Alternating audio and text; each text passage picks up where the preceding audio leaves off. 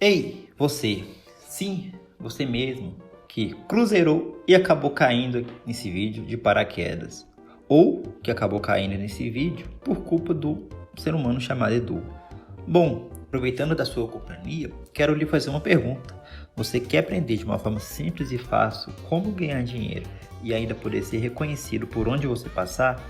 Bom, eu creio que a sua resposta seja sim, a menos que você seja um idiota, não é? E se realmente a sua resposta for sim, quero lhe dar uma dica. Assiste o vídeo do Pablo Marçal. Esses vídeos vão te ajudar bastante e serão ótimos para a sua vida. Só que não. Mas agora, se você quer aprender de uma forma humorística ou não sobre o protocolo TCP/IP e as camadas que compõem esse protocolo, eu lhe recomendo que você fique até o final desse vídeo e assiste ele com bastante atenção. Fechou?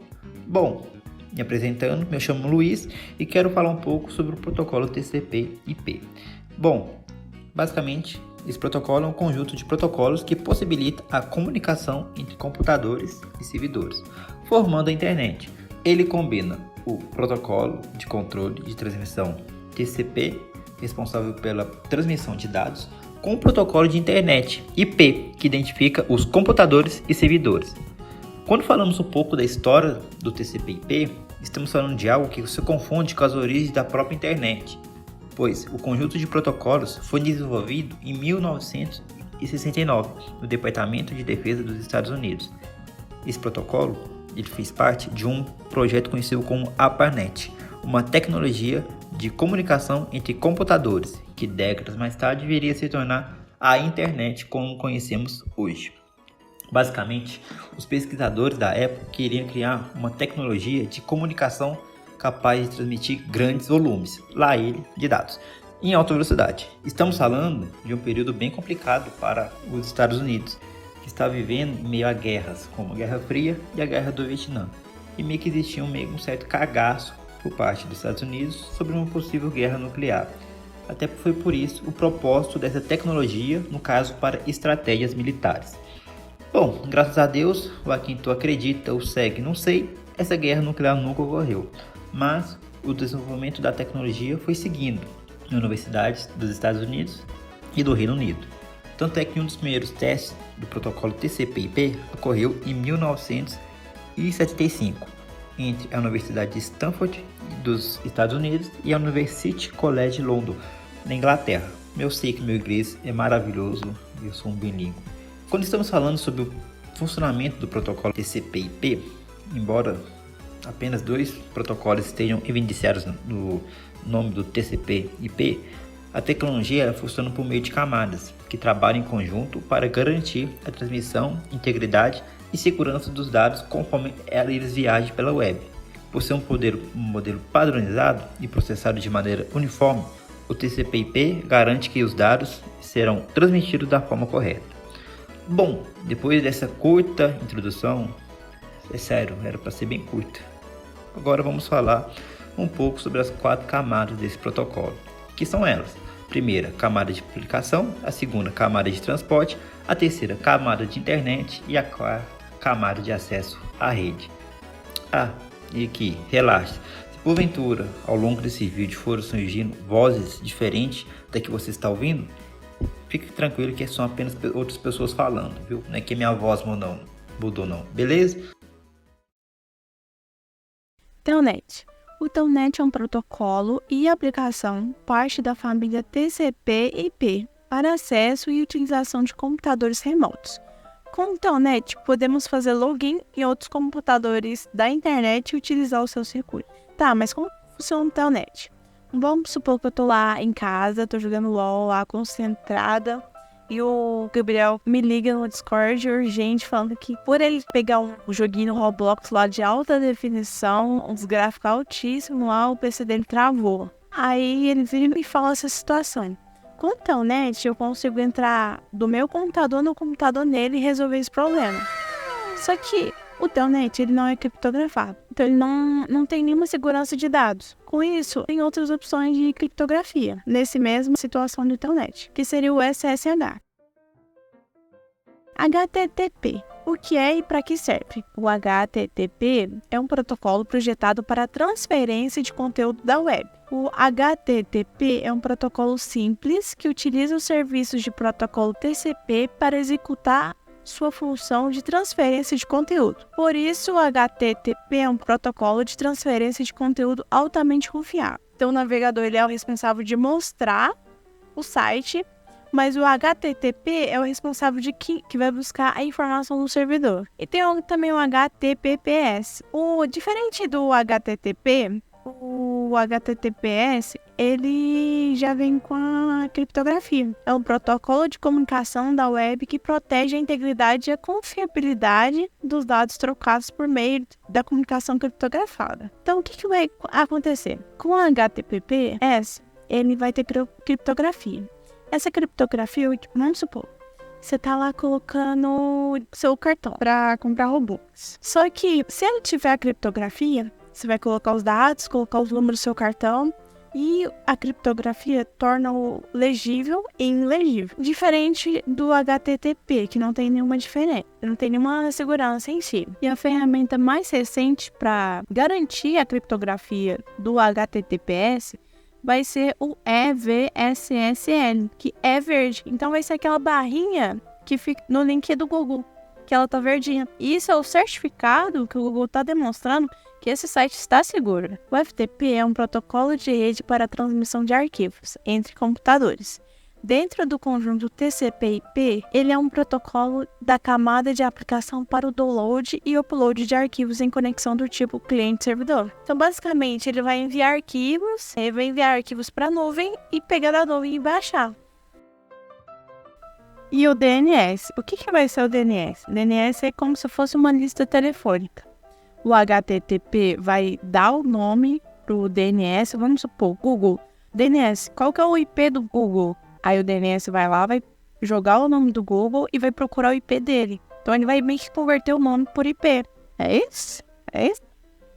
Mas IRC, Protocolo de Comunicação em Tempo Real, amplamente utilizado para conversas em grupo ou chats em salas de bate-papo na internet.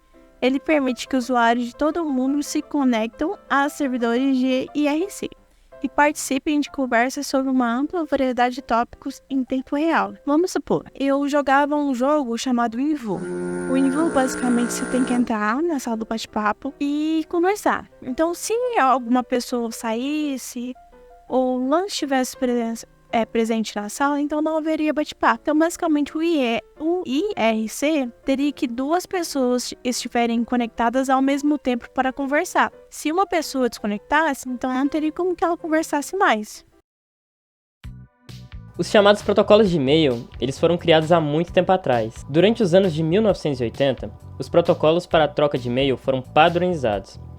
O SMTP, Simple Mail Transfer Protocol, tornou-se o protocolo padrão para o envio de e-mails, enquanto o POP e o IMAP foram desenvolvidos para permitir que os usuários recebessem os e-mails em seus computadores locais. Com o tempo, os protocolos foram sendo atualizados para atender às necessidades crescentes dos usuários de e-mail. Hoje em dia, contamos com o POP3 e o IMAP4. Ambos são usados para o recebimento e acesso dos e-mails, porém eles possuem algumas diferenças entre si. Bom, a maior diferença entre eles é que o IMAP ele mantém os e-mails no provedor. Então é como se ele copiasse e colasse, tendo uma cópia no servidor e a outra no dispositivo que baixou. Fazendo assim, possível acessar o mesmo e-mail por dispositivos diferentes, enquanto no POP3 ele vai apenas puxar o e-mail do provedor. Ou seja, a mensagem só vai poder ser acessada no dispositivo que baixou a mensagem. Ou seja, não há sincronização entre dispositivos. DHCP, Dynamic Host Configuration Protocol. É um protocolo de rede utilizado para a configuração dinâmica de endereços de IP e outros parâmetros de rede em dispositivos dentro de uma rede local. Ele simplifica a administração de redes ao automatizar o processo de atribuição de endereços IP, tornando-o mais eficiente e menos propenso a erros manuais. Ou seja, o DHCP escolhe o endereço de IP e atribui de forma dinâmica e automática para o computador que solicitou. Então agora o computador ele passa a usar nessa rede esse endereço de IP que o DHCP entregou. Sabe quando você coloca a senha do Wi-Fi e aparece um termo obtendo endereço IP? Isso significa que por meio do DHCP, ele está pegando o endereço IP automaticamente e aplicando naquele determinado dispositivo. O NNTP, Network News Transfer Protocol, ele é um protocolo utilizado para fórum de discussão. Ele utiliza o tipo de serviço chamado assíncrono, ou seja, que não precisa das pessoas conectadas ao mesmo tempo. Ele é aquele tipo de troca de mensagem onde uma pessoa coloca a pergunta e a galera, quando quiser, coloca a resposta. Durante as minhas pesquisas eu descobri que ele foi fortemente associado a um fórum chamado Usenet. A Usenet era um fórum que utilizava o protocolo NNTP. Ele era muito comum lá na gringa. Aparentemente nós tínhamos uma Usenet brasileira, mas eu não consegui achar informações precisas e concretas sobre como era ou algo do tipo. Pelo que eu entendi, tinham grupos e eram divididos entre nichos. E aí as mensagens dos usuários eram chamadas de news ou artigos e eram enviados a todos os grupos. Sempre que eu ia pesquisar sobre, eu sempre caía em blogs ou fóruns de anos e anos atrás, falando sobre essas comunidades entre aspas. O SMNP é um protocolo de gerenciamento de redes amplamente utilizado para monitorar e gerenciar dispositivos de rede, como roteadores, switches, servidores, impressoras e outros dispositivos de rede. Ele foi projetado para facilitar a administração de redes e permitir que os administradores de redes monitorem o desempenho, diagnostiquem os problemas e controlem os dispositivos remotamente.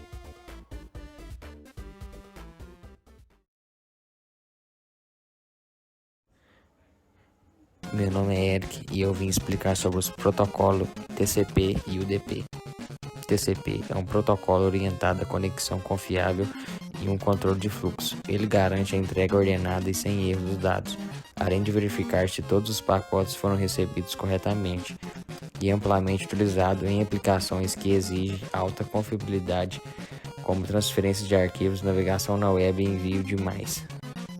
E o UDP, por outro lado, é um protocolo de transporte mais simples e sem conexão. Ele não oferece garantias de entrega ou ordenação de pacotes, nem verificação de erro. O UDP é usado em situações que há perda de alguns pacotes aceitáveis, como transmissão de vídeo ao vivo, jogos online e serviços de DNS. Em resumo, o TCP é mais confiável enquanto o UDP é mais rápido e adequado para aplicações onde a velocidade é mais importante do que a integridade dos dados. Na camada de rede existem 6 protocolos. Dentro desses 6 protocolos, 2 são mais importantes, que é o IP e o RIP.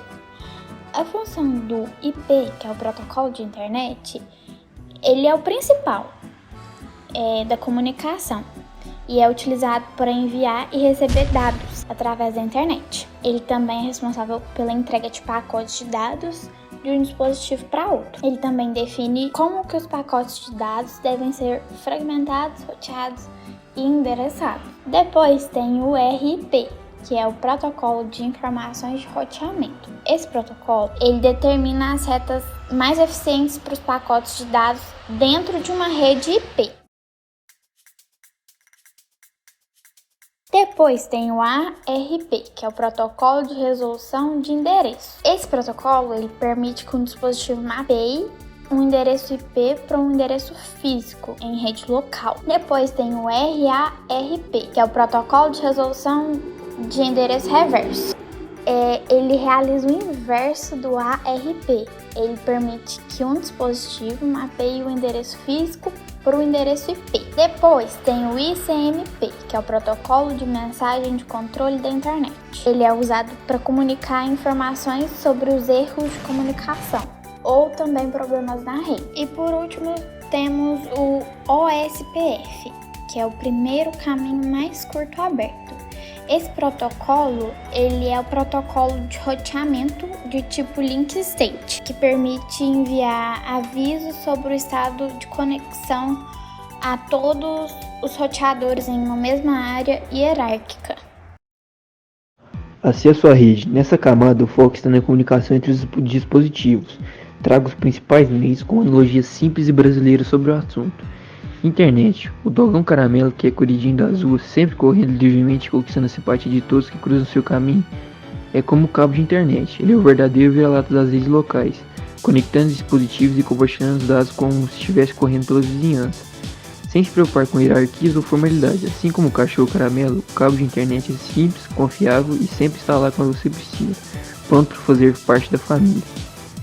O Wi-Fi, o pombo moderno, eles estão por toda parte, se comunicam em segredo e parecem estar sempre nos espionando, transmitindo suas ondas de rádio e conectando dispositivos de forma invisível. Assim como os pombos, o Wi-Fi é onipresente e muitas vezes imprevisível, mas diferente do Wi-Fi, o pombo nem sempre é agradável.